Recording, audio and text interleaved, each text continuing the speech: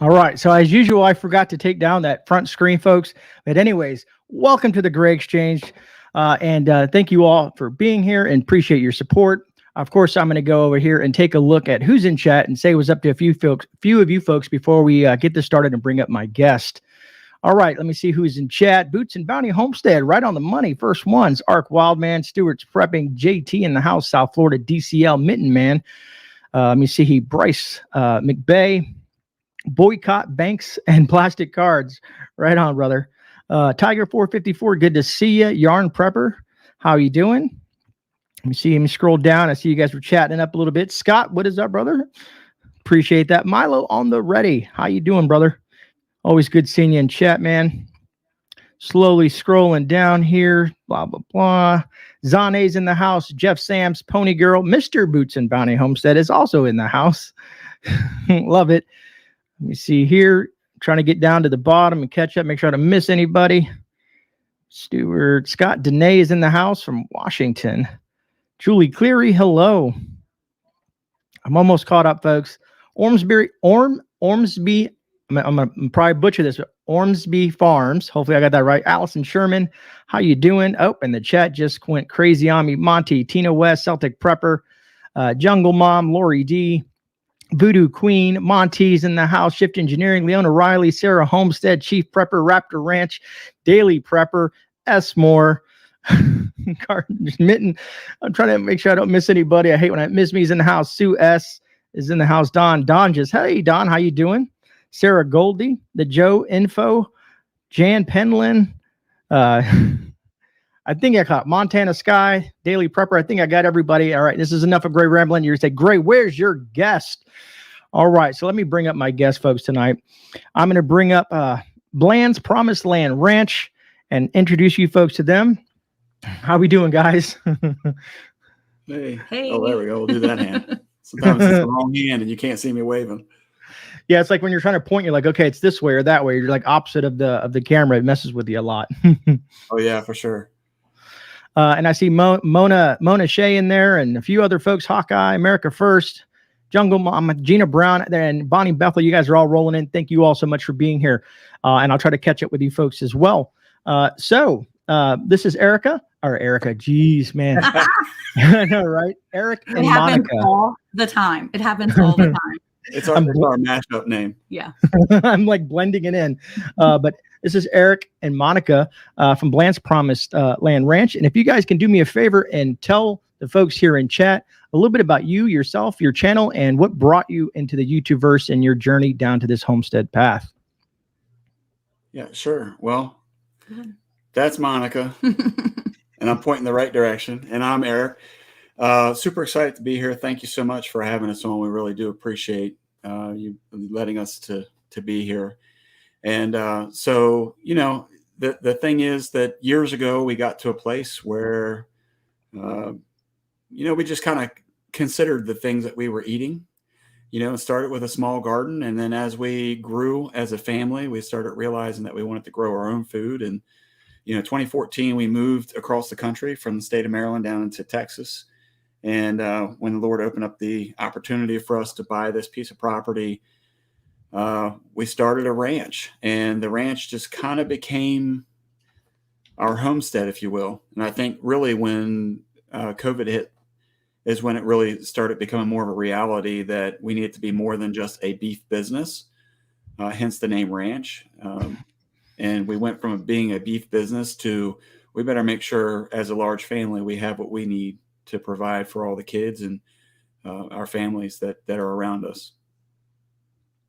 No, that makes absolutely sense. A lot of people have woken up over the last year or so and found that sense of urgency. Like they either need to just get into the whole prepping or homesteading or something. They want to get into that self-sufficiency mode. Now, were you guys originally from Texas, or did you guys move from an area? Like, did you already have some property, or were you like a little bit about your history? What brought you to where you're at now? Yeah, go ahead. So we grew up in Maryland, just south of Baltimore City, in a small suburb. It was getting bigger and bigger, and we could see there was a lot of change. We started our own garden and actually purchased 5 chickens out of the blue in like 2012. We're like, this sounds fun. We should raise chickens. And I homeschool my kids. And in 2014, I had my 7th baby. And so we really just felt like, the Lord really put it on our hearts to move in 2013. And by the time 2014 came, the doors opened up for us here. And so we took everybody and moved across country from Maryland to Texas here. In North Texas, we're actually about an hour outside of Dallas. We didn't really have any family here in Dallas. We had nobody. And we offered the opportunity to kind of move with us to all our family in Maryland. We were like, hey, mom, dad, you guys want to come? His parents took us up on it, and they came with us. They built their house on the same property, and now they live here. My sister, when she saw us move, she was like, oh my gosh, this is amazing. We want to be here too. And so they moved, and now they live close. And my dad just recently moved down here. So we're kind of luring everyone from Maryland down to Texas. The freedoms are very real down here. But we really never had any homesteading background. We just knew that when we got here, we had already had a garden. We already had a couple chickens in Maryland. So we thought, well, if we did it there when we lived in a townhouse, we sure enough can do it here when we have 10 acres. So when we got here, we acquired 10 acres with a house, and his parents put a house on about an acre of land. And so we have about 8 acres of grazable land for our animals. And we just use what God's given us. So it's kind of how we started. And we figured if we had chickens, then how hard could cows and pigs and rabbits and ducks and everything else? It's the gateway drug. It really is. The animals are the chickens are the gateway animal to the rest of the farming life. For sure. How many acres do you guys have, if you guys don't mind sharing? Yeah. So total, we have 10 acres. And so as Monica was saying, it's roughly an acre for around our house where it's pipe fenced. So that's really our playland, if you will, where we put our garden and have our greenhouse and the kids play and things like that. And then with my parents, they have roughly an acre as well. I'm trying to convince them that they need to put fruit trees or nut trees or something on their side, but they're not falling for it yet. But we have 8 acres. We have 8 acres of grazable land, and I have a pretty big garden in our 1 acre of yard space. That's where we have our greenhouse and we have our garden. So we have plenty of land to play with. And he doesn't like to give up land out there in the pasture for the cows. He likes to keep it all cow pasture land. So the more land we have for them, the better. And we actually lease land from other people as well. So we have access to another 30 or 60 acres that we have available to us to put our cows on and rotate them out, so that we don't have to depend on purchasing hay the way we've had into the past. That's awesome. What is it? What do they call that? I've heard people there's a name for it, and you guys might know it as where other people work as a community. It's what is that name? Yeah, it'll come to me eventually. Maybe someone in chat will throw it up there. They know how forgetful I am. But moving on, what I was going to say, since you guys have chickens and we have some, like what all kind of animals do you have on your property? So the boring ones would be chickens. Chickens and ducks. I do not like chickens. Anybody that knows me knows that chickens are not my friends. He just doesn't like the roosters. He's just a rooster hater. But we have chickens, we have ducks, and we have turkeys now that are still that's new for us. That's our first time raising turkeys. And we just got guineas. No, not guineas. Quails, not guineas. Woof. Quail. We have quail, and we have rabbits and pigs and cows. There you go. We have a lot. She said cows. Beef. That's all you need to say. Beef cows. Beef. I mean, it wouldn't be a Texas ranch without cattle. You know what I mean? Well, we have Longhorn too. So, I mean, we've got the Longhorn cattle. So that helps. We don't just have Longhorn. We have beef cows, but we also have a couple ornaments because Longhorns, you got to have a ranch with Longhorns. So we have 2 Longhorns. So. Right on. So a lot of people got it right in chat. Yarn Prepper, Daily Prepper, Milo and the Ready, Pony Girl. They bounce between commune and co-op, but the co-op is the word I was looking for there. There you go. Yeah. This is why I love the chat, man, because whenever I mess up, they always they got my back, man. So they're awesome people. Yeah. So speaking of gardening, this is my first year gardening. I'm kind of lucky per se. Maybe in Texas, it's a little bit different depending, I guess, what part of Texas that you're in. Because even as we speak right now, I'm dropping in new plants because it's 85, 90 degrees still here in Florida. So we're still growing as other folks are harvesting. They're starting to shut down and do their canning and dehydrating and getting all their harvest stuff done. So I would like to know, like, what kind of stuff do you guys have coming out of your garden? Like, what did you guys decide to grow this year? And did you have any good harvest? Did you have any issues with, like, let's say blight or bugs and all that fun stuff? Yes. We had, so I was just picking tomato hornworms off my tomatoes outside. So because we have a long growing season, I still have peppers coming in. I just picked a big bucket of jalapenos just the other day. I've got a bunch of hot peppers in there, cayenne, and a bunch of other different ones, hot, banana peppers and things. But I also have some tomatoes that have because we got down below 90 degrees for a little bit, I'm starting to see it set fruit again. So I was just telling Eric, he walked out and I was watering the garden before we came on here. And I was like, you'll never guess what I've got. And he was like, okay. I was like, I've got a whole bunch of tomatoes. They're green. So if I can keep those hornworms off of them, then I think we're going to have success. I've definitely dealt with blight. I had a friend over yesterday and she was like, this is blight. You need to be careful with that. So I've had some successes this year with some things, but I've definitely had some fails. We tried growing watermelon, and let me just tell you, watermelon was not my friend. I tried so hard. I have a bunch of shorts on our channel because I was so excited about these watermelon. And let me just tell you, we maybe had a handful that were good. The rest of them all went to the turkeys and the pigs. Everybody else ate them but us. But we've done well in the past with some of our tomatoes were plentiful last year, but the season's been really odd for us with that. So I did just put some more in the ground. I just put some cabbage and broccoli, and I started all my cole crops, which is really nice. But I don't know. I think we're calling for a 90-degree day on Saturday, and I'm just hoping and praying that they don't get tore up before then. I'm hoping they can last this last little pinch of heat. And if they can, then we'll be set, because we do have a really great growing season here, so that I have time to still grow my tomatoes, but I still have the ability to put that cole crop in the ground. So yeah, that's the thing about Texas that's interesting. Coming from the East Coast, of course, we're a little bit further north than where you are, but the growing season was kind of very structured. And so when we came down here, we realized the first couple of seasons that when it gets really hot, everything just kind of stunts, and it just kind of like holds on until, like, now, as she was saying, we're starting to get the cooler temperatures, and now everything is really starting to pick up again. So yeah, our big harvest time will probably come November. Over the next month and a half.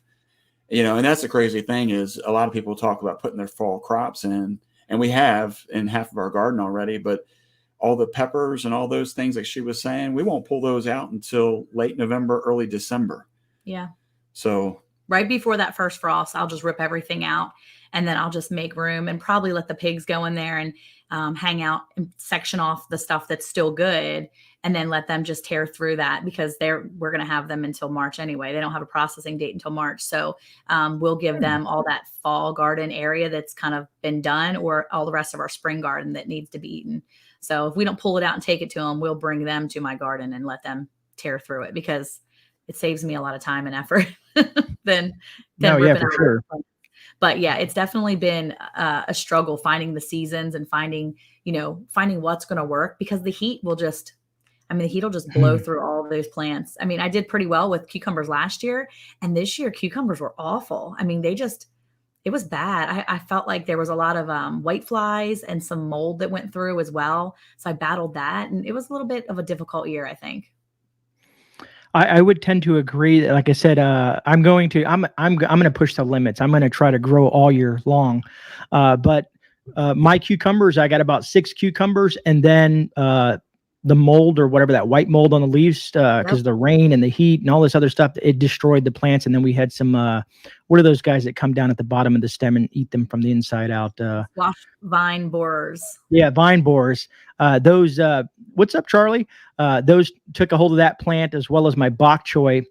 In regards to watermelons, vine borers again, and some squash bugs. We only had like two watermelons, one about so big, and then the other one was getting there, and then they started hitting us hard and kind of obliterated those plants. But I'm learning of all the different things that you can do from, let's say, homesteaders and stuff like you folks, of tips and tricks. I didn't know about marrying like my tomato plants with some marigolds and stuff like that down below, and some mints and all this other natural deterrents for stuff, because I even had a little rodent. I don't know if it's a squirrel or a rodent. So I put a camera out there in the garden now to see if it's a squirrel or some other creature stealing some of my tomatoes. Well, you know, if you look up and you Google companion planting, or even type that in the search, you're going to come up with some great videos on companion planting. That's something we haven't done yet, but I'll tell you, there is a wealth of information about companion planting. And look up Three Sisters too. That's a great way to plant. It's Three Sisters is the method where you'll plant like corn and peas, and there's something else, and you can plant them together, and they all basically work together. And you've got the stalk for the corn, and you've got the vine that goes up. You've got shade to offer some of the others. So when you plant them very close, one of the things we did last year was we had some, what we called my 19-year-old called it the sacrificial plants. So we would plant some sacrificial like squash plants and just let the bugs tear through it. And then my other plants did really well. Well, this year I did not plant sacrificial plants, and I'm wondering if that's what happened. I didn't have anything to sacrifice to the squash bugs, and so they took over everything else, because I had the same thing happen on a lot of mine. Some of my squash that I took real early, because we had butternut squash, and you're supposed to let it turn like this real pretty like orangey pink color, and I was pulling them when they were green, because you can eat them when they're green and they're just as good. But I was taking them before the bugs could destroy the plants. I was like, oh no, come on out, let's go. So, yeah, the sacrificial piece actually really does work. And the thing is, if you don't have anything to sacrifice, it'll go after what you're wanting, what you don't want it. And so I have some very beloved cactus that's out on the front entry point of our property, which is close to the garden. And because there was no sacrificial pieces a couple years ago, the squash bugs went out there and just destroyed my cactus, which anybody that knows anything about cactus, it's near impossible to kill. And they were finding a way to kill it. Yeah. We don't spray anything on our garden usually.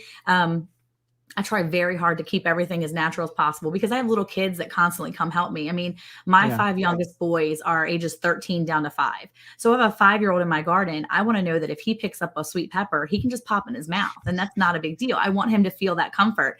And Eric's always out there picking something and putting it in his mouth. So, I got to watch the big kids too, because I don't want to poison anybody. So we try really hard not to put anything on our plants. So companion planting has been really helpful for us, as well as the sacrificial plants. But I will say that when we had our squash bugs killing those cactus, we started spraying the life out of that. We were like, please go away. Well, only because we don't eat the cactus. Well, yeah, we don't eat the cactus, but yeah, that was the only thing we sprayed, because I was not going to have everything just destroy that cactus. So yeah. No, that's and it's like I said, this is why I love doing these type of collabs or interviews, as I like to call them, because I feel like it's not only I'm learning from you guys personally. This is kind of like, it's just my thing. I get to learn, but everybody in chat that might, sharing the information, and I see them talking amongst each other and their opinions on it and stuff like that. And don't worry, chat, we're going to bring you guys involved here, in a little bit here shortly. Usually about 30-40 minutes in, we'll defer to the chat. We'll bring you guys involved into it, because right now I'm kind of like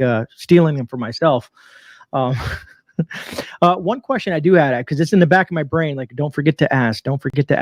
So with banana peppers, okay, I have sweet banana peppers, but peppers in general, when it comes to the canning aspect of things, and here's the reason I asked this, because we're going to pickle them, of course.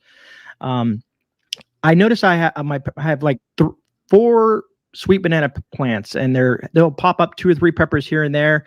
And I'm trying to figure out the best way, because that's not enough to put in the jar. So I'm thinking, okay, when I pick them, what do I do with them? What is the best way to kind of like preserve them until I get enough of them to can or to pickle per se?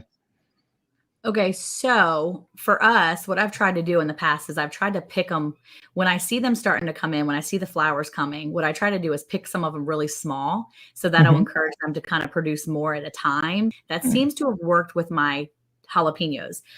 There's probably more wisdom somewhere in here. I think Boots and Bounty could probably answer that one probably better than I could. But just one of the things that I've tried, which I haven't finished yet, and I haven't followed through on the rest of it because I did have the same thing happen earlier in the season with my jalapenos. So I took a bunch of jalapenos, I took them and I froze them, and I'm going to thaw them out and see if I can can them from there.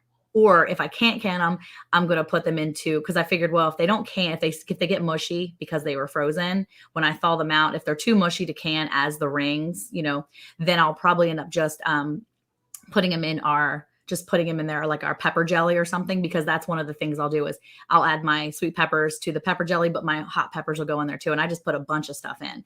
But I would say encourage your plant to produce more fruit at once. And there's a couple different ways to do that. And I think one of it is really just training it to go up. And I know Boots and Bounty does that. I don't have videos on that. I've watched their videos so much, but you actually can take the stems and you tweak the stems, you prune the stems so they produce more at the top. And when you start to do that, then you'll cause it to flower more, and they will put out nice bigger peppers, and they'll put out more fullness of fruit. So I'm pretty sure that's a better way to do it other than probably freezing, but you can try it. I'm still in the process of trying that myself because I thankfully had 2 pepper plants, and I just kind of picked a few right away, and then I just let them go. And when I did, they just started throwing a bunch of fruit. So I was like, okay, great. And I was able to get a few jars at a time, but I hate doing just a few jars at a time as well. But I'm learning that sometimes that's just what you have to do. So if you only get 3 jars, just put a couple jars of water in there and water bath them, and, fill up your canner with other stuff. But yeah, that's the best way to do it right now. That's what I've been doing anyway. We'll see if that, hopefully it works for others.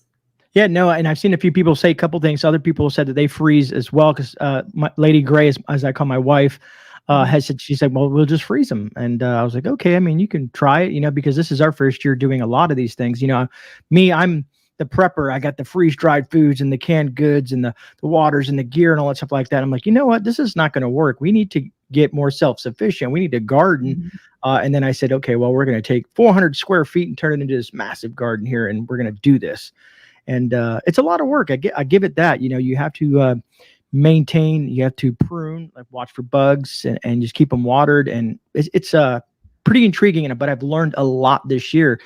That being said, do you guys recycle your seeds from some of your plants? You let some of them go to seed, and then you store the seeds, let's say in like a seed vault or a bank or something like that? I have not done that yet, but I'm learning to do that. I've been watching a lot of channels that do that, and that's something I want to do this year. I've made it a point to buy a bunch of heirloom plants this year.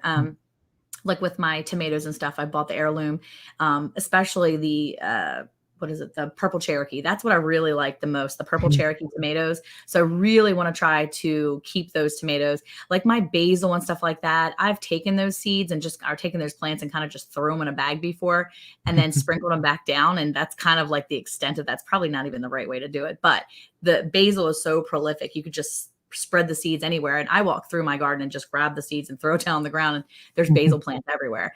But I haven't specifically dried them out yet, because that's something that's on my list of, I need to do this. Right now I'm trying to teach myself how to pressure can without being afraid, because that's one thing I don't do yet is pressure can. I water bath everything, but I really need to take the bull by the horns and just go for the pressure canning, because that's something I know I can do. I'm just afraid. I'm just nervous about it. So there's 2 pieces about that from a homesteading perspective. Is a lot of times you have to pace yourself, so to speak. And a lot of times people start with a garden, and then, they want to can everything, and then they want to harvest the seeds, and then they want to process from the seed to make their own little, what do they call the starters or whatever? Yeah. And, we've tried that at one point in the past, and we wasted a lot of money. And the reason why was because we didn't have the means to really help them to grow. We didn't have a space. And and so that with all of our kids and our animals and stuff, it was too hard to seed, start from seeds. And so that's why this year's big goal for us was to get the greenhouse, because now we have a means to be able to take the seed and start those plants off. And, that's one of the big things that we try to encourage people with is start small and work your way up to it. Because if you don't, you will become overwhelmed with so many pieces of it, because, like you said, you're learning a lot. You're starting to grow your plants. Yeah, for sure. But then you have to watch the bugs, and you have to learn how to make them grow better, and when to water, when not to water. And that's a lot on your mind to do at one time, to also have on the back of your mind to can them and to harvest the seeds. It can become overwhelming. And so I think that, in addition to trying to pace yourself, is finding people that you can partner with and work as a community, as you had mentioned earlier, as a co-op, because, that's one thing. Like she said, she hasn't done a lot of canning, but my mom has. And so a lot of times, like this year, she was in Myrtle Beach vacationing. I didn't get to go, by the way. I had to stay home and take care of all the plants. He's crying. But nonetheless, when I was harvesting a lot of the things, I took them to my mom, and then she was able to do the water bath or to do the pressure cooking or whatever it may be. And it's a huge help when you're able to work in a partnership with people that maybe, like elderly people that may not necessarily be able to get out in the heat and work, to be able to sit in the kitchen and to can. And probably the generations, our grandparents or our parents probably all had a lot of exposure to that. And if not, get on YouTube and learn how to do it and partner with people and take some of that burden off of yourself to feel like you have to do everything. Yeah, see, I have a friend in this community that I became friends with. She lives down in town. And so she has a smaller piece of land, but she's really good at seed starts. And she is always starting new seeds. And so like today, we just had them over last night for dinner, and I was watching her on Facebook today, and she was like, anybody want to trade such and such? And she had like lavender plants that she had started and a few others, and she was asking for trades. And so her and I have traded in the past. We're really resourceful with some of the things that we use for our animals. And so in the past, we went and acquired like pumpkins after the season of, after Halloween, all these pumpkin patches closed down. Well, what do they do with their pumpkins? Well, we can go get them. So we've acquired so many pumpkins. So a couple of years ago, I called her. It was actually last year. I called her up in the midst of all this COVID junk. And I still called her. I'm like, hey, I've got extra pumpkins if you want to come grab some, because I know you said you were interested. She was like, oh my goodness, I'm coming over. So she came over and grabbed a couple dozen pumpkins, and she was like, remind me when I'm doing seeds, we'll just swap some seeds out later. Well, I didn't have a lot of seeds to swap, but I was able to fill her up with pumpkins. And so that was a great, way for her to give back. And she was like, oh, I'm definitely going to give you some seeds when it's time. So I went over there this spring, and she had extra seed starts that she wasn't going to do anything with. And I just went over and I got a lot of seeds. I got a lot of starts. They weren't even the seeds. They were actually the little tiny starts. And Eric looks at me, he's like, what do you have? And I'm like, I don't know, but I got it all from Carmen. And I'm so excited because they were plants that I hadn't grown. I hadn't tried to grow. And some of them were familiar to me, but I was excited to have different things and to be able to have stuff that I didn't have to go buy from Home Depot or wherever, because it's not something that I don't have my thumb on that yet. I've not really started from seed. I've not been successful with that and putting it into the ground. So she's great at that. So I'm like, all right, well, be resourceful and, be able to barter with people and go that direction. So that's been a huge help for me. So I have a question for you, Mr. GreyMan. So from like a prepping perspective, is that something that is talked about, that if, everything hits the fan, that you hunker down by yourself, or you have a plan put in place to gather with like-minded people? That's an easy one for me to answer. Basically, we call it a MAG. People always, well, what's a MAG? You know what I mean? And so MAG stands for Mutual Assistant Group. And usually it's a group of folks. And I tell everybody, if you're going to create a MAG, or even in your system, a group of people, make sure that you vet these people. That you can trust them with your life, because that's when it's going to come down to. But yes, so I have a few people that I work with, a lot of people that are not on social media per se. Some vets and some law enforcement, and they all have their specialties and stuff like that. So like in my group, we have, let's say, a few medics, doctors, nurses, a few people that are plumbers, carpenters, hunters, firearms experts, and stuff like that. So we try to make ourselves a well-rounded group of folks that we have everything kind of trying to be able to handle everything, so it's not put on one person.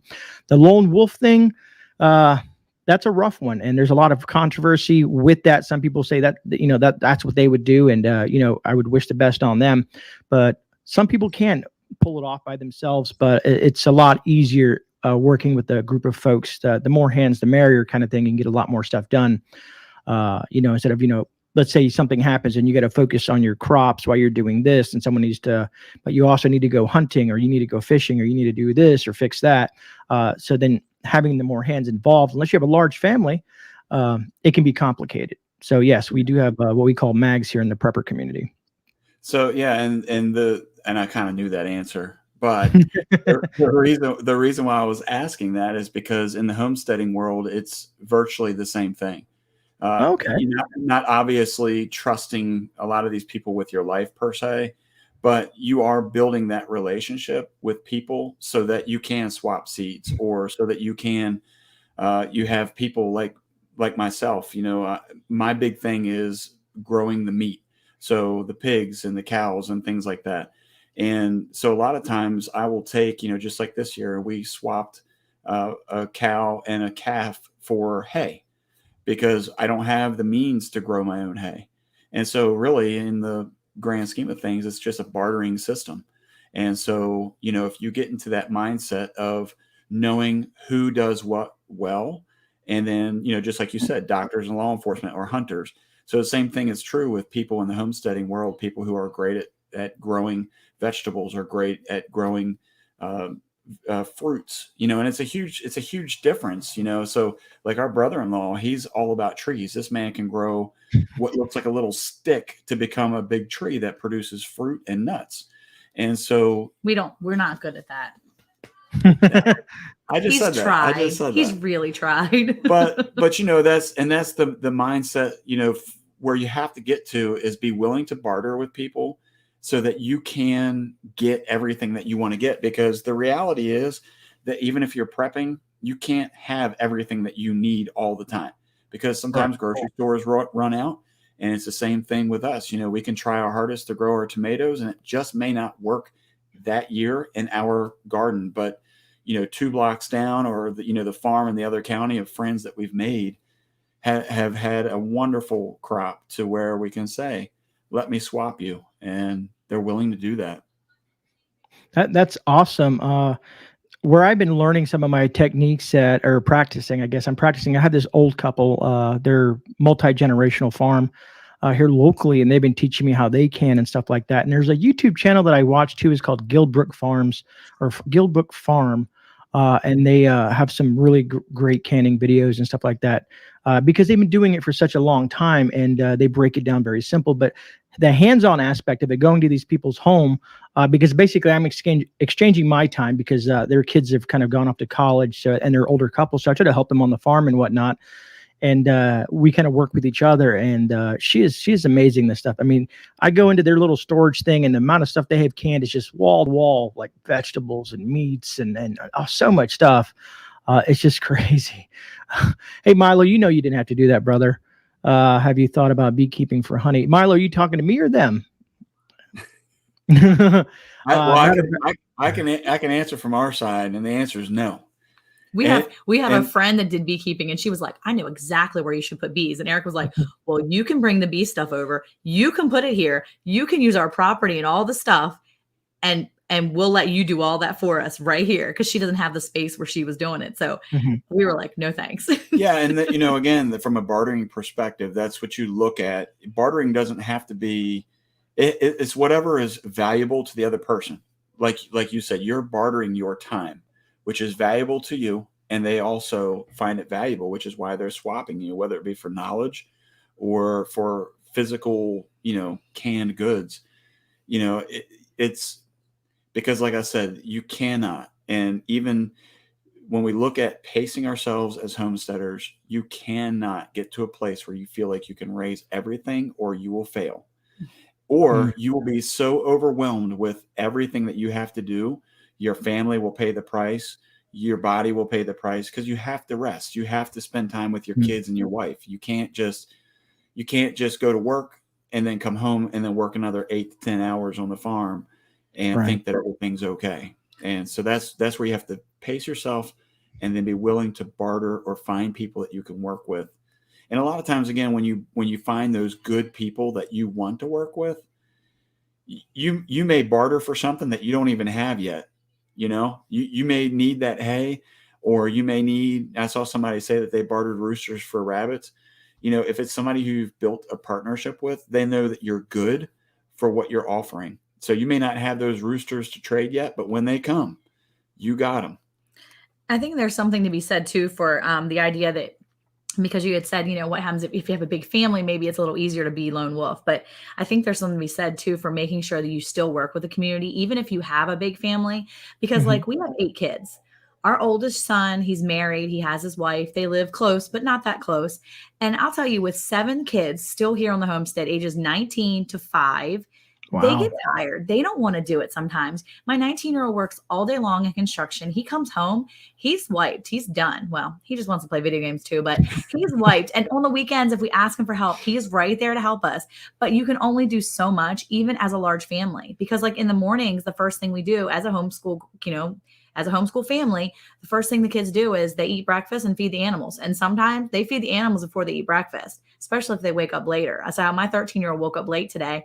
He was walking around and I said, man, did you feed the pigs and water them yet? And he was like, no. And I was like, well, you can go. Well, I haven't eaten. I was like, it's late now. You've missed your opportunity.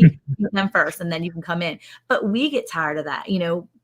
There's so many things sometimes on our plates that even as a large family, we just, we can get overwhelmed if we're not careful. So we have to really monitor what we have as a family and what we want to raise. And, knowing that other people are raising things that we can't, we're just going to kind of use that and help barter that way so that we can come together as a community and kind of have all the things without wearing ourselves down.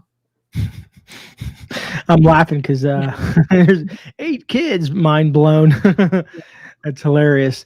We've been together for a long time. So we got married at 18 and 19. So, and our oldest is 21. So we've been together for a while.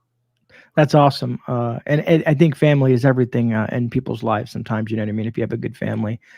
So a real quick shift before we get into chat is I wanted to ask you guys, outside of homesteading, what has, I'm assuming you always guys have wondered, you guys have been on the fringe, you're like, what are preppers? What are they doing? You know what I mean? Like, before you knew what prepping was, or preppers per se, like, what was your concept of preppers? You know what I mean? Because everybody has this idea that they're wearing tinfoil hats, they're waiting for comments and zombies to come. So it kind of scares a lot of folks away. But then when they actually meet someone who is in the prepper community, that's I guess a well-rounded prepper, they're like, oh wow, they're just as normal as we are, and they do different things a little bit different but similar to us. Yeah. So as and you kind of know this because we talked on the phone a little bit, but one of our YouTube friends that does live close to us, he's definitely a prepper, and he's awesome.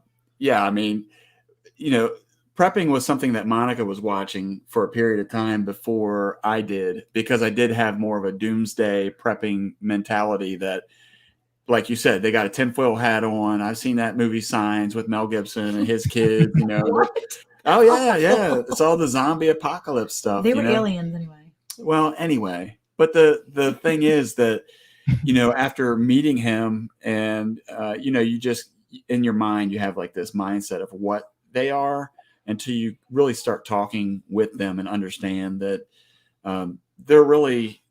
they're, I guess the way that when Monica and I kind of started talking about it and started preparing, it was more of a trigger word, so to speak. Prepper is one of those words like, oh man, here he goes. But Monica, being a mom of 8, she always says it's about being prepared. So no matter what we're doing, even getting ready for church on Sunday morning, it's a full-on preparation period of getting ready the night before. So that's kind of how we look at whatever may come our way, whether it's shutdowns or, grocery stores not having meats or whatever. It's not about doomsday as much as just being prepared in case something does happen. We're good to go. I think his part of it was the fact that his mom used to actually, in Maryland 10 years ago, she had a room. No, it was his spare room. It was the spare room. And she actually called it the doomsday room. And she was like, if everything goes crazy, we've got cans down there. And I was like, okay. Now it didn't seem weird to me because I'm like, look, she's a mom. She's prepping for everybody.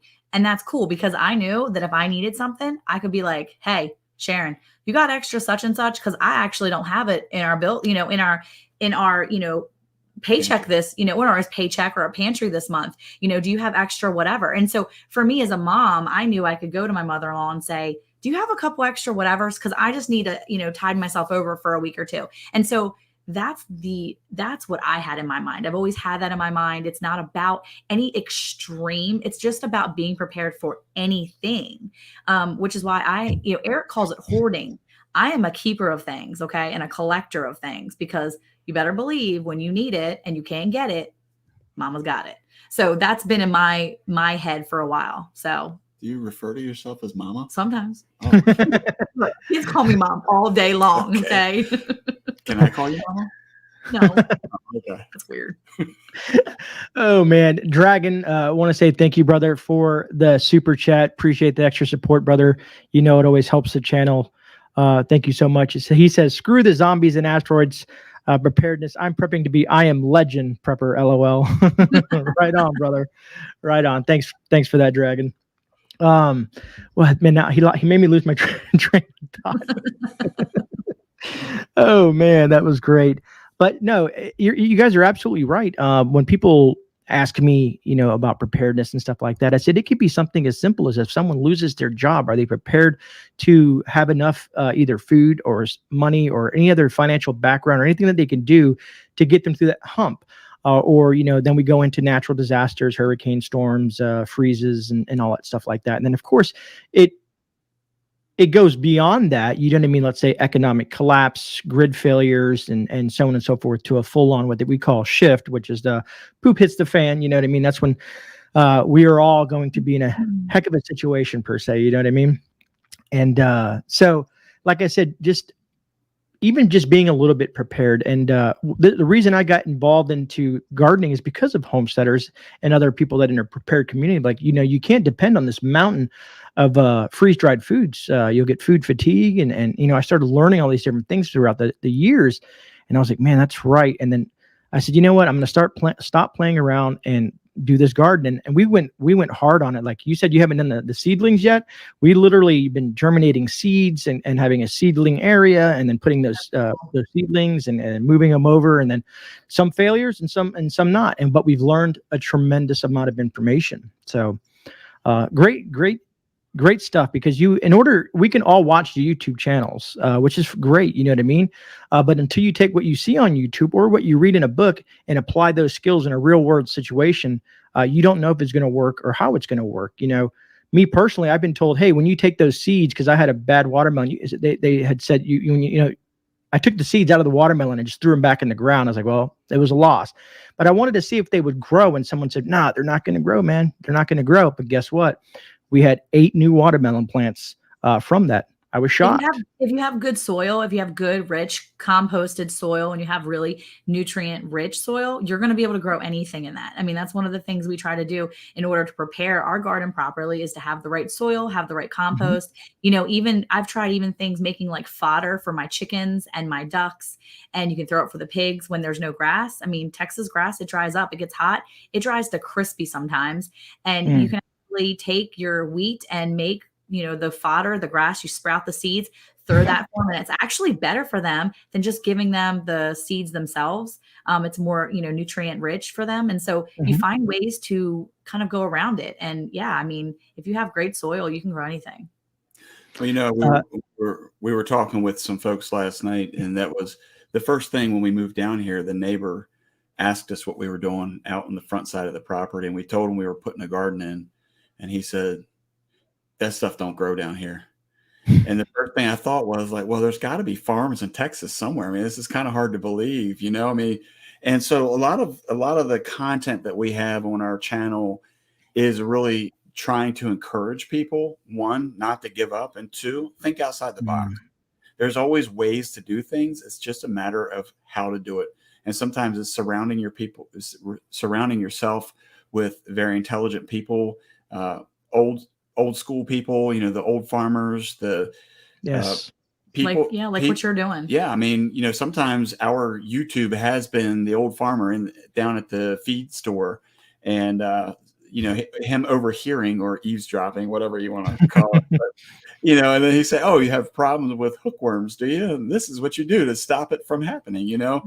And so it's really, you know, again, it's all about building the community and finding those people that are knowledgeable and are willing to help and teach. And, you know, sky's the limit when you surround yourself with the right people. Mm-hmm.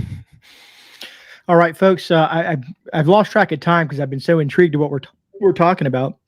If you guys have questions for Eric, excuse me, too much coffee, Erica or Monica, please put them in all caps, and then I'll read them or throw them on the screen as well, and we can go through some of those. We've been on 45 minutes now, and time just kind of flows by when you get into these nice, awesome conversations. You know what I mean? And I've seen some people talking about all different types of gardening, and I agree.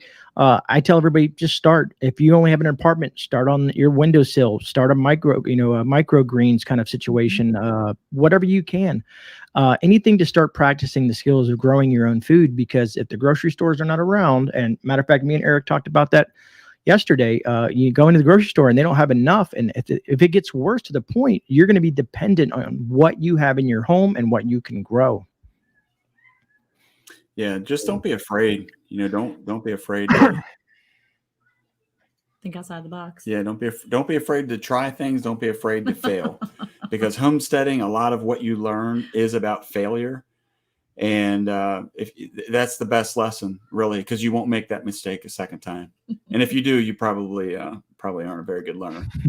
Can I say that? Yeah. So Country Mama asked, who was your favorite Sassy Pants Farm Mama? It's definitely Alicia at Country Mama Musings, for sure. She's our Love it. cared favorite Sassy Pants Farm Mama. All right. Dragon says, Eric, I'm assuming it's Eric and Monica. How do you fit in date night with the farm life, 8 kids, and everything else? Well, Thursday Night Live has been our date night lately. I think. When we go live, it's like we kick all the kids. We're like, go play video games, go do something. Stay away from us for like 2 hours. So we find ways to. It's nice to be able to go in the garden and water the garden and go for, just go talk, go chat. We also, we'll try to get out sometimes. She's notorious too when I have to run to go pick up hay or cattle or something, and she'll be like, you're not inviting me? I'm not going with you.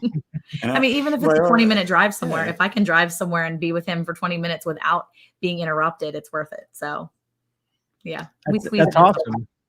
That is awesome. And you got to make do with what you have. You know what I mean? Yeah. All right. So Chief Prepper says, do you always send your animals to process, or do you process them yourselves? All right. I see Chief Prepper, and he's repping the Lone Star State Tuesday down in San Antonio. Nice. So we do both, actually. Yeah. So we do both. Because we are a ranch, we sell grass-fed beef and pork. And so we have to send them to a processing plant in order to sell them to the public. Mm-hmm. But some of the animals, like the cows or the pigs, if they're not big enough and it will cost us more to have them processed, then we'll just do it ourselves. And then in 2020, we did our first cow ever that he had to be at least 800 pounds. We did him because there was no room in the processor. So we needed to have the knowledge to be able to process our own cattle, we've done pigs before. We do our rabbits all the time. We process rabbits for meat. That's easy. He's done that several times. He does it all the time now. And we're going to learn how to do quail. We've done meat chickens. We've done ducks, we've done geese, we've done a lot of poultry. So we know how to do it. And part of being prepared in our world here is really knowing how to process any animal that we have on our farm. If we don't know how to process our own animals here and we always send them somewhere else, then I don't feel like we're really fulfilling what it means to be self-sufficient. Because for us, if we couldn't get in that processor like last year, we've got to be able to know how to take our animals and put it in our freezer, because when you can't afford to feed it anymore, now you've got to make a decision. I mean, you've been feeding that animal the whole time, and what's going to happen when you can't find food for it? You can't go to the store because you're on lockdown somewhere. You got to be able to know how to process your own animal and feel confident in that, so that if something does go wrong and you have to do it in an emergency situation, you've done it before. And so that's kind of what we have tried to do, is make sure we have our hands in that kind of processing, so we know what to do. No, I agree. That's well said and very smart of you folks, to be honest with you. I always tell a lot of people, because people, even in the prepper community, I tell people, like, do you know how to fish? Do you know how to process that fish and clean that fish? You can cook that fish? Do you know how to go hunt a squirrel or small game or large game? Do you know how to process the meats and how you're going to store the meats? It's a lot to that. So well said. And I think that's very smart of you folks. Moving on to the next question. And thank you, Alexandra, the great. No, you're fine. Thank you for being here. I truly appreciate the super chat. Truly appreciate the support. Thank you so much. Next question is from Mountain Grandma. Eric, can you speak about your rain harvesting system? That was a great video and share worthy, I think. That's awesome. Thank you very much for saying that. I do know Mountain Grandma. She's a great singer, by the way. And shout out to all the vets out there. Yeah. She put out a song recently about the vets. Awesome. It's great. And Grey, Beautiful. I know that you're a vet, so thank you for your service as well. Thank you. But yes, so what she's referring to is we actually took half of the house basically and started to capture rainwater, because down here in Texas, you can go for extended period of time without water. And so our goal this year was to see if we could use all of our captured water as a means to water the garden through the entire summer.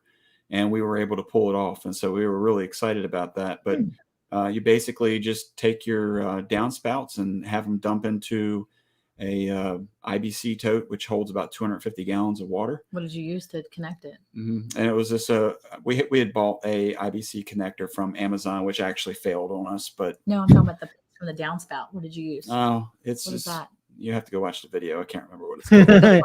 He got it from Home Depot. It's like plastic that you can kind of like pop apart and make it kind of, fit into the tube. It's like an accordion style pipe to kind of. Oh, okay. I know exactly what you're talking about. Yeah. They kind of dry rot sometimes over time. So you need to make sure you have kind of a backup one if you're not really close to the store and you know it's going to rain. So they froze on us during this crazy wacky freeze in February, and we had a couple break. So he had to go replace them after about a year of use. So it's one of those things that I feel like we should definitely have an extra one stashed somewhere, so that if one breaks again and we can't repair it completely, because I was out there in the pouring down rain one day with duct tape, trying to duct tape this thing because I wanted to get that rain. I was like, we're out of water. And that's the prepping mentality right there. I wanted to collect that water. It was pouring and I knew it was going to keep raining for only a short period of time. And I wanted that water so badly. I mean, I had duct tape just winding up. My 11-year-old was soaked. We had water just pouring down our face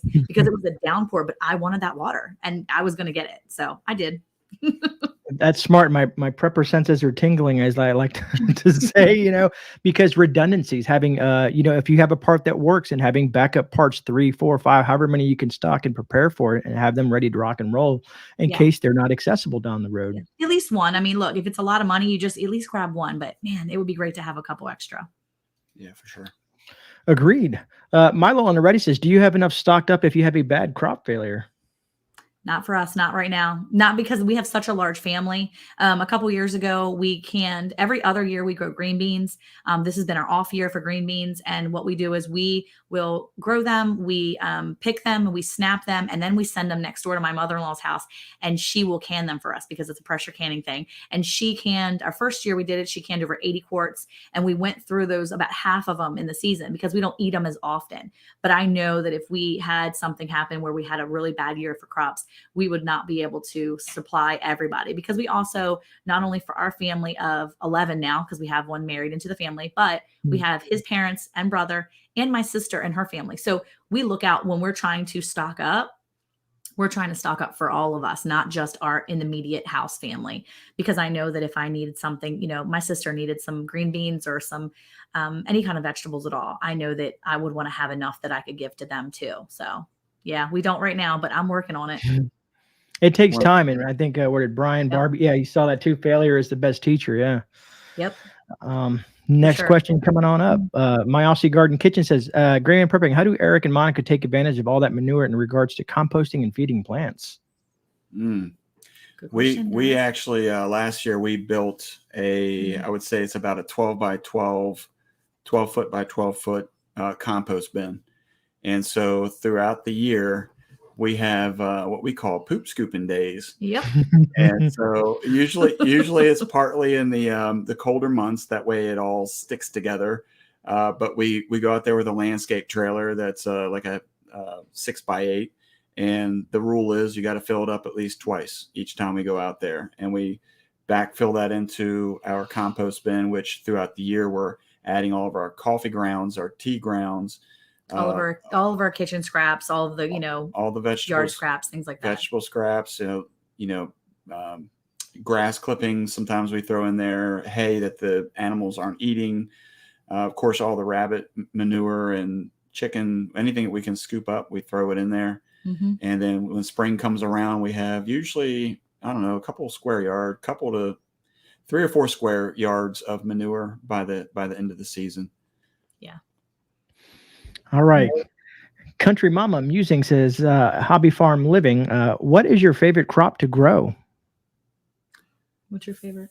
For me, I think is I've actually here recently really enjoyed the leaf lettuces, if you will. Fresh salad's pretty good.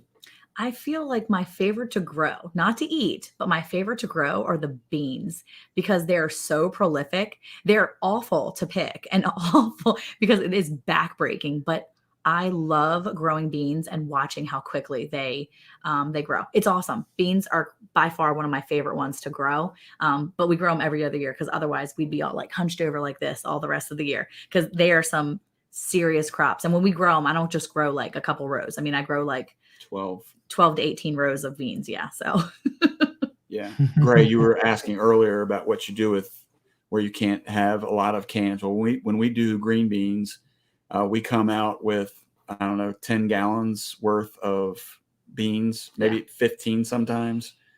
Mm-hmm. So we get a lot of green beans. That's why we only do it every other year. Yeah. But I do enjoy the other ones. Like I like cabbages. That's been a new fun one that I like to grow too. I like cabbages. I like watching it head up and waiting for that right moment to pick it. So that's been a fun one. That's awesome. And Alexandra the Great, thank you so much for the super chat. I forgot to say, everyone, I've been so busy with work. I got promoted. I'm going to make my way more money for now for my preps. Woohoo. Awesome. That's great to hear. Awesome.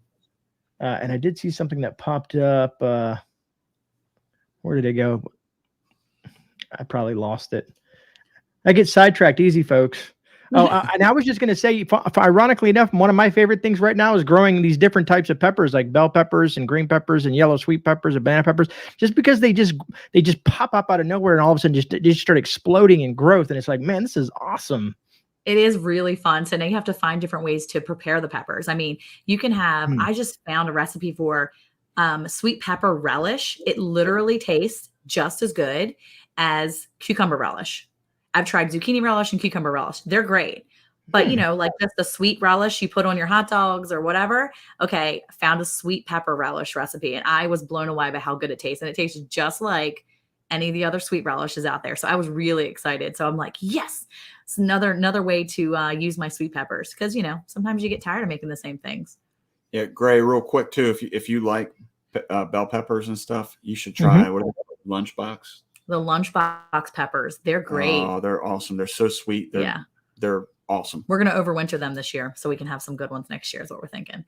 That's awesome. I mean, I just I love sweet peppers. I have some Thai chili peppers that I've dried out and some other different types of peppers, but I know I'm a sweet pepper kind of guy and I enjoy the heck out of them. And I just use them on everything. Even my eggs and my sandwiches and all kinds of stuff. And I was going to say something, I forgot to tell. I've seen Dragon and Alexandra do the super chats, and if you guys probably noticed that thing going down the thing, this Thursday coming up for all you folks that are in chat, I will be doing the last month's giveaway. Every month, you guys know I do a giveaway. I figure while I have everybody's attention on here, I'll just take the second to shameless plug that everybody who does super chat and does all that stuff, you guys know, most of you guys who watch me know that I do that. Everybody gets an entry into the giveaway. I haven't said it in a long time, so I figure I have some folks' attention that I would let everybody know. And this week, this Thursday, when I do the giveaway, it's going to be more of a $200 kind of a gift card kind of cash giveaway and a prize that a subscriber / administrator sent me an idea that I'm going to use as well for a gift and the gift card. And you guys know why I'm doing the gift card because the other part of it was becoming complicated. So my spiel is done. And I'm trying that was a good spiel. That was good. Right? Because some folks, they wonder why I have this thing going down below. And they're like, super chat giveaway. What the heck is he talking about? And unless they have seen some of my stuff where I've done these giveaways every month, they're like, they don't understand it. So I like to kind of at least every once in a while throw it out there that even though they're supporting the channel, I'm still going to try to give some of that back to the community in regards to that. Let me see here. I'm trying to see if there's any other questions before I go on in some other rant or something like that. Well, Scott says, do you grow any type of berries or whatever? Yeah. We don't do any berries. We're not really that great at bushes and berries, bushes and trees right now. So I'm hoping to have some elderberry next year and try that, because I do make my own elderberry syrup. It's one of the, you know, besides making like lotions and like homemade lip balms and things, because I found that some of my kids have skin conditions. I want to be prepared as a mom to be ready for skin problems, you know, dried lips, things like that, but also internal. So I try to make my own elderberry. So that way it's something for our respiratory systems. With having kids, you know, when you get one kid sick, they all get sick. So I'm hoping to grow elderberry bushes. So I'm hoping that'll be my first successful berry bush as a growth. Because if that's worth it to me, like super worth it. So. No, I would agree. I would agree with you there. And if you start processing, because I've always been trying to find someone to send me either some clippings or something of elderberries, because I'd like to grow too. I come to find out in my zone down here, we can grow them relatively easy. And but right now I'm just using, I call it my elderberry plug. She does her own stuff like that, and I've been buying from her. But I'd like to buy from a lot of other people. So if you guys start selling it, let me know, and I will also support local people like yourself when it comes to that. What is Dennis saying? Let me back up here. Milo already asked about the cholla cactus for food. We have never. Yeah, one thing that Monica preaches a lot when we try to partner with people and try to help them is you grow what you like to eat. If you don't like certain things, don't waste your time with it. And you know, if you want to try certain things, grow just a small amount to see if you like it fresh opposed to in the can or something, but don't waste your time. And so I've had some prickly pear and some other things like that, and it's just never been something. I mean, I would eat it if I was needing to, but this is one of those things that I've never thought about doing. So I think Milo on the Ready earlier asked about shorthorns. He said, why does everybody not talk about shorthorns? Well, we did have a shorthorn here. And she was real sweet, and she was real, you know, just chill. But she was so chill, she didn't get pregnant. And when you live on a farm, like our farm, you either have babies or you're being cooked. So she didn't have babies. She had ample chances. And now we do still have a shorthorn, but she lives as a carpet on the floor of my in-laws' house. Wow. So that's where our shorthorn is. She's on the floor over next door, and we've already consumed her meat years ago. So, but she, you know, she served her purpose. She didn't have babies, and now she's gone. That's ruthless. I mean, you know what? They're on the. You know, Gray, I forgot to tell her to behave before we got on here. When we do our lives, this is what happens. She's always out of control. Oh no. No. Well, I mean, you could be like Boots and Bounty and show off underwear on your live stream. Okay. Well, that's what is it? Monashi Prepping asked of me to do a pepper or do a relish video. I actually did one. There's a pepper relish video when I made that just a few weeks back. So I did a video on that already. So you can scroll through and probably check it out on our playlist somewhere, because yeah, I did a video on that one. I really enjoyed that. When I do a video, you can always see it's different than Eric's. Eric's like outside. He's like live action walking through the field. Me, I'm in the kitchen or in the garden, and I have all these like montages because there's always somebody doing something in the background. And so I always have to constantly montage the children out and just do that. So there's a lot more songs in mine than when he does a video. I'm laughing at Mr. Boots and Bounty. And yes, Harvey Black, thank you for sharing that. You guys know I'm like this sucker. I really love postcards. So if anybody ever wants to send me a postcard, my information is down below in the description. I'm trying to get postcards from not only all over the US, but all over the world. That's my goal. And then I'm going to build this huge thing. I have a spot etched out on that wall there that I'm going to start putting these things up and I'm going to try to turn my camera that way and do something that down the road. But I did see a question come in from Cindy Blessing. Do you grow garlic? What's your way? Not yet. I just finally had success with onions last year. So garlic is on my list to plant this year. I am super excited because I had so many onions. Finally, I have struggled with growing onions, and I tried garlic once and it was a huge fail. It just completely went mush because we got a lot of rain that season. So I'm still trying to figure out the right season to do garlic. But now that I know that I can do onions, I'm pretty confident. I'm semi-confident. I'm like 80% confident that garlic is going to succeed this year. So we'll see. We'll see. Let me see. Agreed. I grow what I like. Kind of scrolling through this here. Do not, what was, S. Moore says, do not grow parsnips, grow sneaky carrots. LOL. I agree. Parsnips, not good. They smell stinky too sometimes when you cook them. That's like them one things you want to grow. What are them things called?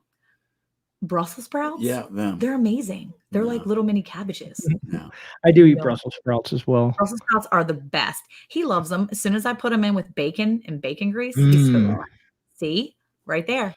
Well, I'm really bacon makes everything better. That's it. Amen. That's my sneaky trick. I just put bacon with everything. So I'm like, oh, look, cabbage with bacon. Yeah, that's the thing too. While you're looking for a question, I'll fill the time for you there. Uh-huh. Yeah.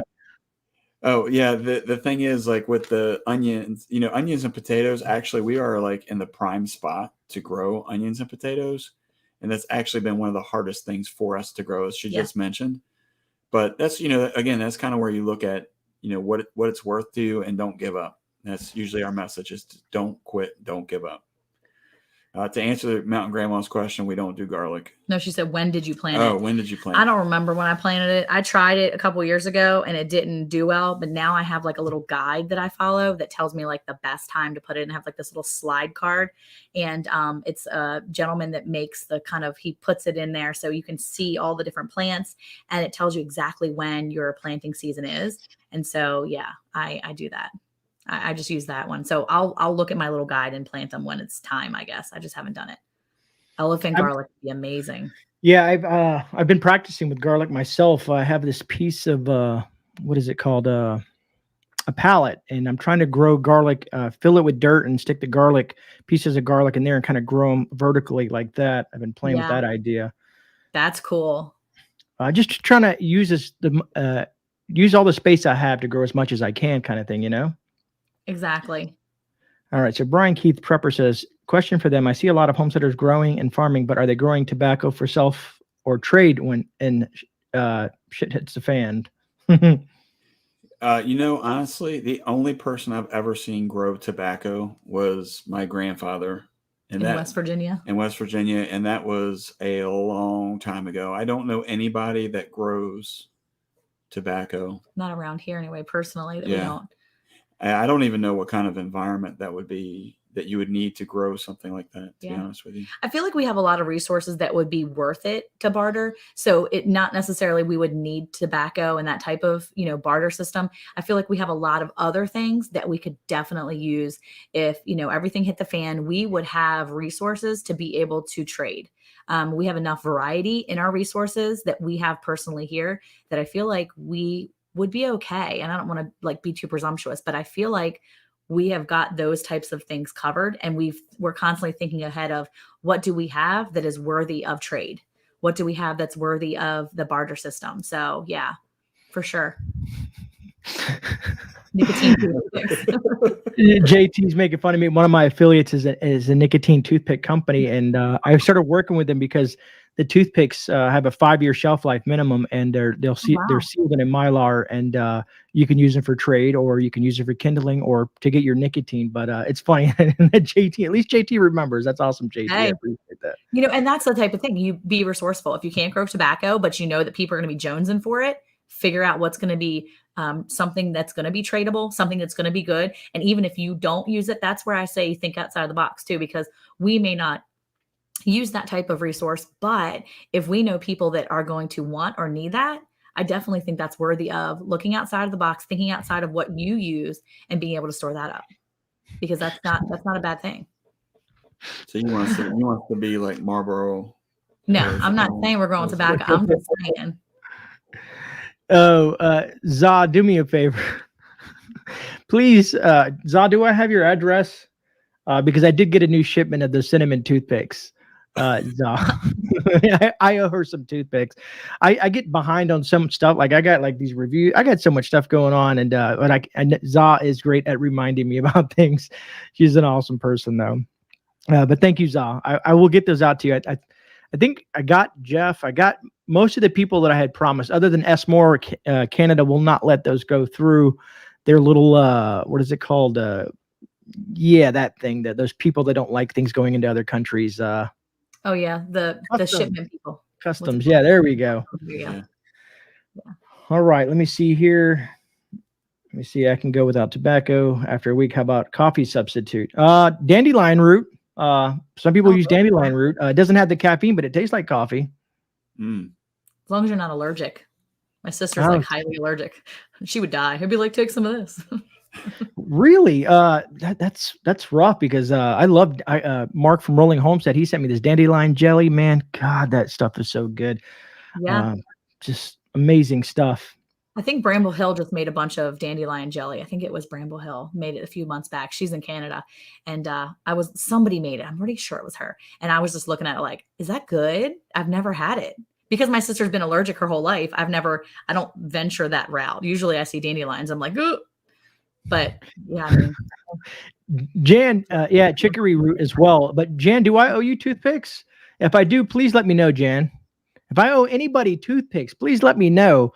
I had a bunch of them go out, and if I did miss anybody, please hound me. I want you guys to email me and harass me, so I can get those out to you folks, because I want everybody to try them.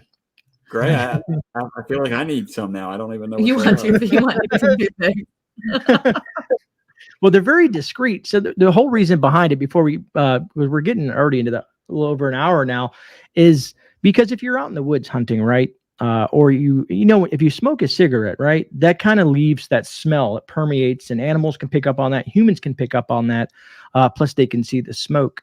And I did some research before I did the whole toothpick video for the company, which, let's do shameless plug, affiliate link down below if you want to check them out.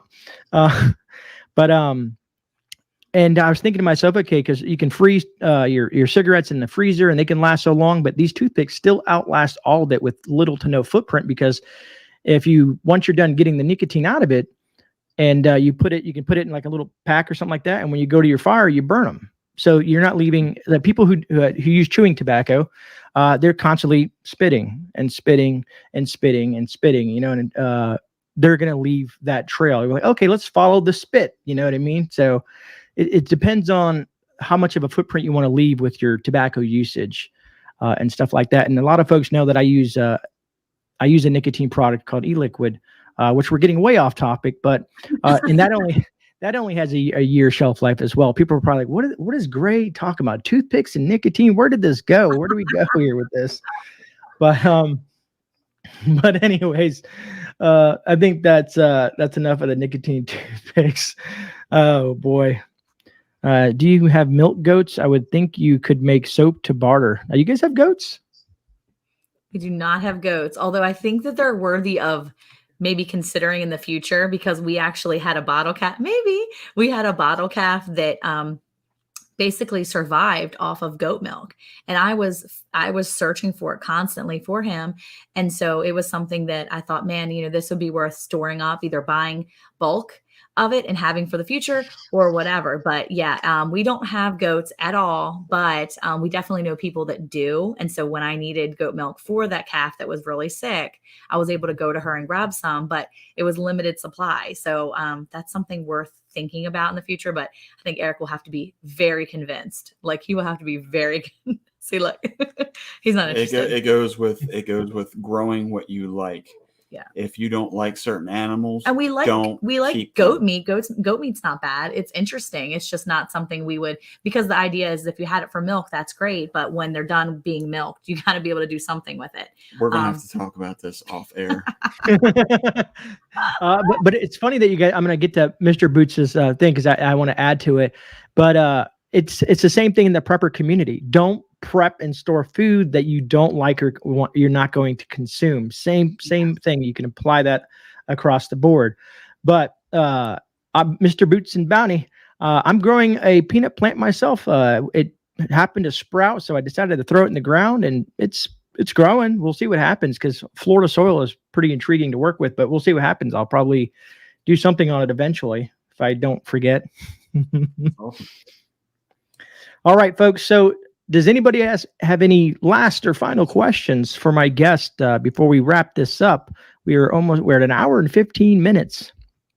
Time flies, like I said, when you're in good company and having good conversation. I just want to make sure. Looks what I got here. Everything is going good. I know you guys. Well, let me do this while we're waiting to see if anybody has any last questions or anything like that. Is I want to personally thank you guys for taking the time out of your schedule and joining me on this live stream. And it was a pleasure having you. And I feel like not only myself and hopefully the community got to know you a little bit and maybe able to go over there and check your channel out and see what you have to offer, because I feel that you guys are extremely knowledgeable, even though that you guys are doing different things and practicing things. But here's the great thing is that these people can watch you and see if you do make a mistake, they can learn from that. And that saves them from making the same mistake. And that's what I think about the prepping aspect is when I make a mistake, people say, okay, well, Grey made that mistake, but this is how we fixed that, and so on and so forth. So it's just it's a great experiment per se. Rena LaRue, thank you for that super sticker. Truly appreciate that, Rena. You're always very supportive. I think Monashi Prepping had a question. Where did it go? Monashi, as I see, Milo, which link are you looking for? And I will find it for you, brother, unless you're talking to one of my mods. Monashi. I wish you could just type someone's name in and find their name. Wouldn't that be so much easier? Yeah. Oh, here we go. I found it. Oh, there it is. Yeah. So they're asking what the biggest homeschool struggle is and how did I overcome it? So I think for me, because I've been doing this for a while now, my biggest struggle in homeschooling is changing my mentality from I am a homeschool mom that's teaching like the school system and actually really teaching in a homeschool setting. So the idea that you're teaching just at home, last year, a lot of people went virtual, and that is not necessarily homeschooling the way I do it. People had to really define what homeschooling is, and you have to define what homeschooling is for your own family. For us, homeschooling looks different than it did 10 years ago when we lived in Maryland. Here, my homeschooling is really more of a hands-on. I love the fact that we can sit here and work on books and we can go through, but we also have real world issues. We can take these kids and school them by just putting their hands on things. I've got an 11-year-old, a 13-year-old, a 9-year-old, and a 7 and 5-year-old. Okay, all 5 of my youngest boys, they built themselves a fort last year out of pallet woods, like pallets, out of pallets themselves. They went to my brother-in-law and said, hey, you have a bunch of extra pallets. Can we get them? They drove over with him. They loaded the pallets. I mean, these kids are young. They figured out how to do a pulley system. They use their brains and use dad's real world tools. And they used real nails, probably expensive ones, but they built themselves a fort because they wanted to have fun and they wanted to do something that dad didn't have time to do. He was working out of state a lot and he was busy. And so I don't know how to build a fort. So I was like, look, y'all want to build a fort, just go figure it out. And when it's beautiful outside, we're outside. If it's raining or it's cold or it's really, really hot, which is usually when we school the most, we school year round, we get our book work done, and we just try to get out of the house as much as possible and get out there and do the things. My kids know how to put vegetables in the ground. They know how to prune. They know how to pick the ones that are ripe. They know how to, search for bugs, for certain bug eggs and things like that. They know real world things that if I couldn't help them out, I know that they could kind of survive on their own. And even when they're younger, I'm not expecting my, 5-year-old to survive on his own, but I sure enough know he can make himself a bologna sandwich when mom's, outside. Because there have been many days I come inside from doing something outside and I'm like, what are you doing? He's like, I made myself a bologna sandwich. I'm like, well, go on with yourself. So, the idea of homeschooling has really been just breaking my mindset from public school and really bringing it to what our family needs and what's best for us. So, yeah. Oh, good. Healthy Disrespect for Arthur says, if you had one cow for milk, would she be lonely? Yeah. Yeah. So cows are a lot like pigs and they're very social. So, if they're by themselves, they can become depressed. And, anytime that we move cows or when we're weaning calves, we always make sure they have buddies with them. If they don't have buddies, we do not put them by themselves because they can get the scours just from being lonely or depressed and just basically lay down and give up on life. It's a very odd thing, but they're willing to give up. Yeah. It's the easiest way to put They it. get depressed. But- No, Kelly 61 Ram. No, no, no, no, no, Oh no. no. But we still like you if you do. Like if you like, we still love you, and we still, we just pray for you because we know your heart can change from that. Do I teach the kids how to manage money and save, etc.? Yes, we try as much as we can. We really try to be frugal and teach them that frugal nature.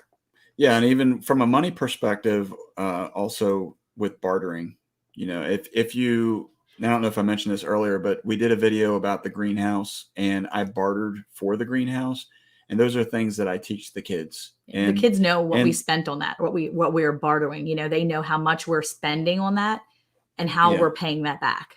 Yeah, and the bartering and the bartering side of it, as I explained to them, the bartering is me taking care of this man's herd.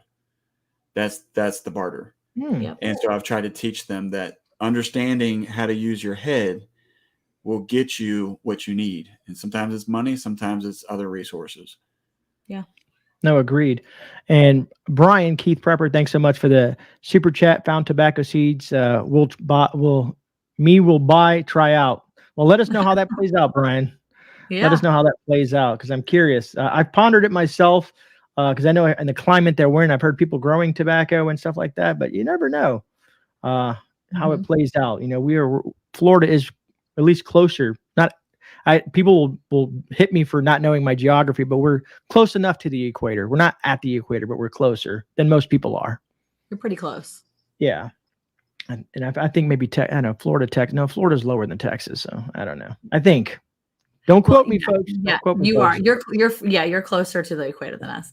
Dennis Nixon actually said something about it's important. It's better to have 2 or 3 more, and you can keep milking all the time because you can't milk one cow continuously. And there's something to be said for that. We have a wonderful group of people that we're friends with, Vision Acres Homestead. They actually we just talked to them last week about this, and it's really interesting because they bought a second cow so that they could really milk year round. And they've got their cows on 2 different cycles. So one will birth in this time of year, the other one will birth another one. And so they constantly have that rotation of milk. So, it's smart to be doing that. So you have a companion for your one cow, and then you're able to, milk all year. Yeah. Oh, yes. We teach our kids real world.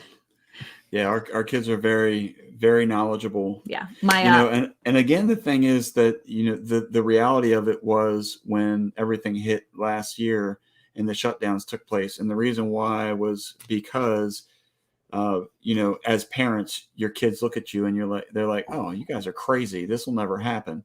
And you don't think it's going to happen. But when everything started shutting down, we sat down as a family and we discussed what our plan was. Our plan was to get rid of the animals if needed, the ones that took forever to produce and the ones that were able to reproduce more quickly were the ones we were going to be focusing on. I think it was important too, because right when everything started last year, I had started a lesson with my kids and it was called We Remember. And it was about the Holocaust. And the first book we read was Hitler Youth. And it was actually all about how Hitler built his society on the youth of the country. And so I actually was reading that book to my high schooler, my one middle schooler, and a couple of my elementary school kids, like ages 8 through 15 at the time. And they looked at me and they were like, Mom, they're shutting everything down. And I'm like, yeah. They're like, weren't we just reading about how Hitler did that with certain people? I was like, yeah, baby. And so now my kids know this and they have this history so ingrained in their head that when you hear about masking or being on lockdown, he's like, I have an 11-year-old that's like, yeah, Mom, remember when Hitler did that with this group of people? And then it's almost like what they're doing with this group of people now with, being vaccinated or being masked or whatever. And I've got these kids making real world connections to the history that, is not so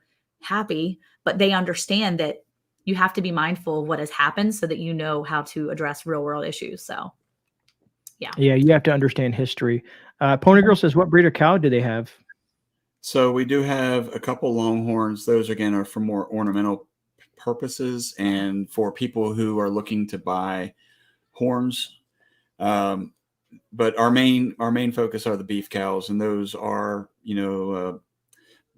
Angus mixes, Brangus, Hereford. Yeah. So there's a lot of different meat we look more at the body style, and how we get there is our main bull is Brangus, and the girls are either Hereford or some sort of Angus cross. Yeah.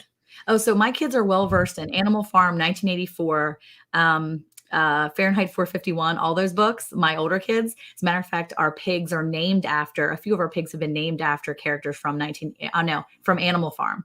So that's how, when we first started. So my kids are very aware of some of those books.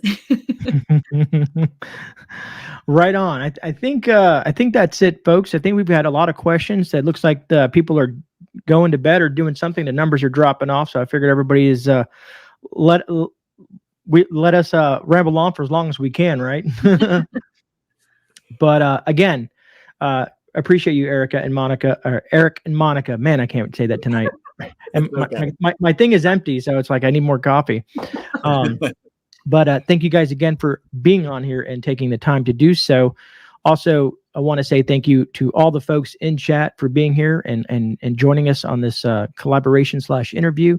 Hopefully you learned something. If you did, go ahead and give me a thumbs up. And Milo, I did remember this back in my head. I saw you wrote it there. If you can't find their link in chat, down below in my description, I have a link. Anytime I have a guest on, I have the link down in the description for their channel as well. So you can find that down there.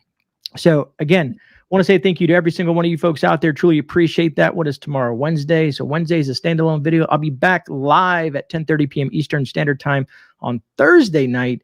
And we have some interesting things to go over. We're not going to go too crazy with it, but there's a lot of stuff that's been brought to my attention that we're going to discuss.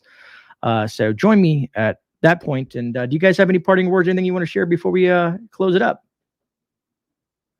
Actually, it looks like they froze. At least they froze with a smile. Should we just pause the screen for a minute? Does anybody want to take a screenshot? Because they're frozen.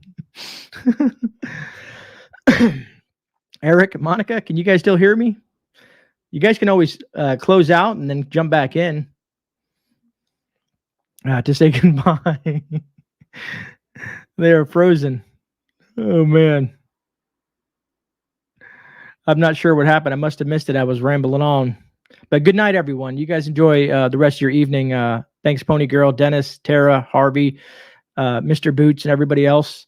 Truly appreciate it. Looks like they must have bounced out of there. But we're going to go ahead and get this wrapped up. Everybody, please enjoy your evening. Stay safe out there. God bless. And I'll see you guys on the next one. All right? Have a good night. And let me find my outro. That wasn't the outro. Man, what can go wrong tonight? Love you guys.